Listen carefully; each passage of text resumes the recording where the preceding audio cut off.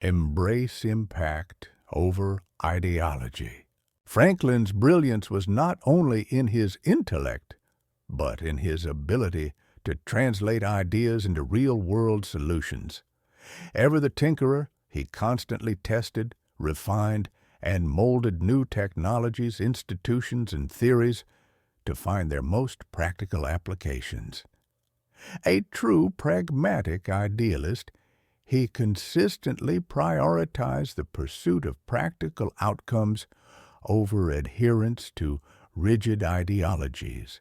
The power of working with people, even those you don't like. Franklin knew that collaboration, even with those we may disagree with, is essential for progress.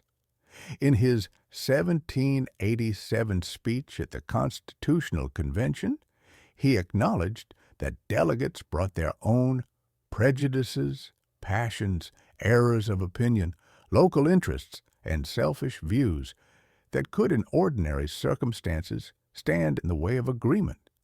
Yet Franklin urged them nonetheless to come together to agree on a constitution, despite its and their own faults and imperfections. To this end, Franklin understood that ideas don't thrive in isolation and no doubt would have believed the Constitution was likely better off after enduring continuous rounds of debate and disagreement. Follow the evidence and be willing to change course. I should have no objection to a repetition of the same life from its beginning, only asking the advantage authors have in a second edition to correct some faults of the first. Turn critics into allies by asking them for help. One of Franklin's most astute political strategies was his ability to turn rivals into allies. This approach, now called the Benjamin Franklin effect, stems from a clever tactic he used to win over a rival legislator in Pennsylvania. Instead of confronting the man's hostility, Franklin asked to borrow a rare book from his library. Flattered, the man obliged.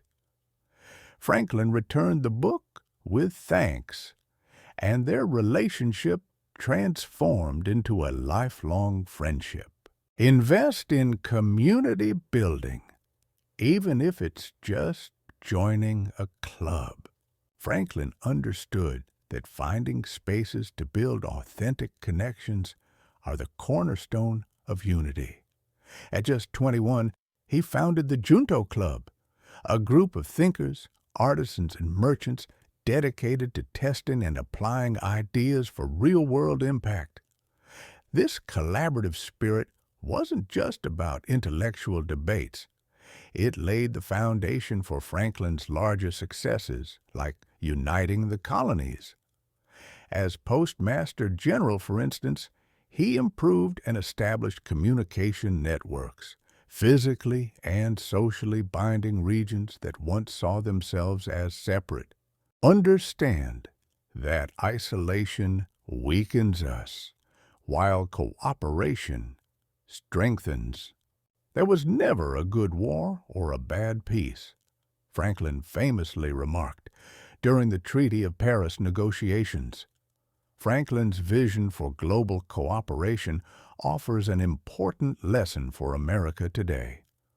Initially, it must be remembered, Franklin sought to keep the American colonies united with Britain under the Crown, advocating for reconciliation until independence became inevitable. This made him one of the more reluctant separatists among the founding fathers.